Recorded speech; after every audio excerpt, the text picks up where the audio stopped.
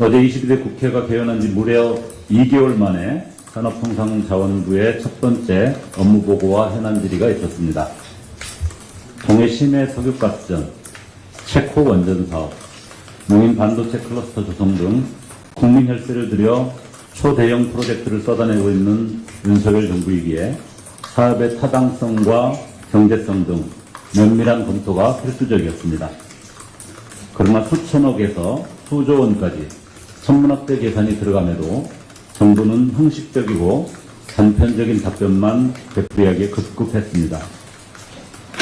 특히 야당 의원들이 요청한 자료에 대해 지난해 국감에서도 이미 제출한 자료조차도 온갖 이유를 붙여 제공하지 않음으로써 국민을 대표하는 국회를 무시하고 합리적인 정책 논의를 가로막는 구태를 보였습니다. 이제는 국정에도 이틀막이 일상화된 듯합니다. 그럼에도 질의응답을 통해 확인된 핵심적인 현안 몇 가지를 국민 여러분께 보고드리고자 합니다. 먼저 지난달 윤석열 대통령의 취임 이후 첫 국정브리핑이라고 시끌벅적했던 동해 석유가스전 대왕거래 프로젝트입니다. 석유공사 차원에서 보도자료 하나면 충분할 물리탐사 단계의 예측을 마치 시추 결과 매장량이 확인된 것처럼 국민들을 착각하게 만든 대통령의 국정브리핑은 특별히 새로운 객관적 근거가 확인된 것이 아니라 오로지 액트지오의 분석 결과에 근거한 것이라는 것이 확인되었습니다. 그러나 산자부와 석유공사는 액트지오를 선정한 입찰 과정과 계약 내용 등에 대한 어떠한 자료도 제출하지 않음으로써 액트지오와 아브레우 박사의 전문성에 대해 그동안 제기된 각종 의혹에 대해 어떠한 해명도 내놓지 못했습니다. 더 면밀히 살펴봐야 할 사업은 또 있습니다. 15년 만에 쾌거, 영업사원 1호 대통령의 성과라고 용비어천가 일색인 체코 원전 사업에 대해 말씀드리겠습니다. 정부는 마치 체코 원전 2기 사업에 해당하는 24조 원을 수주한 것 마냥 자랑하지만 어제 확인한 실상은 달랐습니다. 협상 대상인 원전 2기 중 체코 정부의 자금 조달 계획이 있는 건 첫 1기뿐이며 그 다음 2기는 체코 정부 스스로도 정부 예산으로 신규 원전 건설 지원을 감당하기 어렵다고 밝히는 등 뚜렷한 대안이 없는 상황임이 확인되었습니다. 산업부 장관은 우선 협상 진행 과정에서 체코 정부가 자금 지원을 요청할 경우 금융 지원이나 지분 투자 방식으로 수용할 의사가 있느냐는 제 질문에 대해 그럴 가능성이 있다고 답했습니다.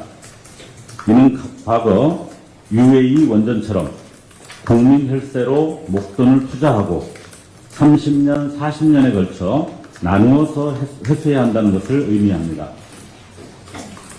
더구나 체코 정부가 원하는 대로 원전 사업의 현지화율을 60%까지 보장하고 원전에 대한 EU의 높은 안전 기준을 충족하기 위해 새로운 공법과 기술을 적용할 경우 추가되는 비용과 시공 기간 등을 고려한다면 실제 수주 효과는 24조와는 상당한 거리가 있을 것으로 확인되었습니다. 한마디로 영업사원 1호 대통령이 실적 부풀리기, 허위 매출 신고를 한 것에 다름없는 상황입니다. 마지막으로 어제 산자부 현안질에서 용인 반도체 클러스터의 전력 공급을 위해 정부가 용인의 소형 원전인 SMR 설치도 고려하고 있음을 산업부 장관의 답변으로부터 확인하였습니다. 인구 100만 명이 사는 도시인 용인, 인구 밀집 지역인 수도권에 아직 안전성과 경제성 검증을 위한 실증 사업도 진행하지 않은 SMR 설치를 고려한다는 것은 반도체 클러스터 가동 시기를 고려하면 수도권에 사실상 시험 운전하겠다는 계획으로 볼 수밖에 없습니다. 도대체 이 정도의 무모함은 정말 끝을 알 수가 없습니다.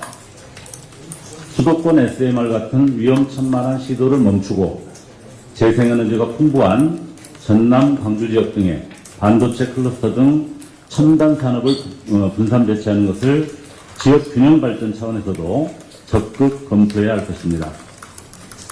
상임 내내 산자부 장관과 국민의힘 의원들은 원전 산업 생태계의 부활에 대한 자부심이 가득해 보였습니다. 그들에게는 어렵게 키워가던 재생에너지 생태계가 완전히 무너지는 현실은 보이지 않습니다. 갑작스런 R&D 삭감으로 국가 미래인 과학기술 연구 생태계와 스타트업 생태계가 바닥부터 흔들리는 현실은 보이지 않습니다. 어제 산자부의 업무보고와 현안 질의는 윤석열 정부가 국가의 미래를 준비하기보다는 지난 정부 지우기와 지지율 바닥의 대통령 구하기에 매몰되어 있다는 것을 여실히 보여주었습니다. 역시 3년은 너무 깁니다. 나라가 위태롭습니다. 조국혁신당은 앞으로도 산업과 자원, 에너지 분야에서 윤석열 정부의 무능과 퇴행의 실상을 확실히 밝히고 대한민국의 미래를 다시 세우는 데 최선을 다하겠습니다. 감사합니다.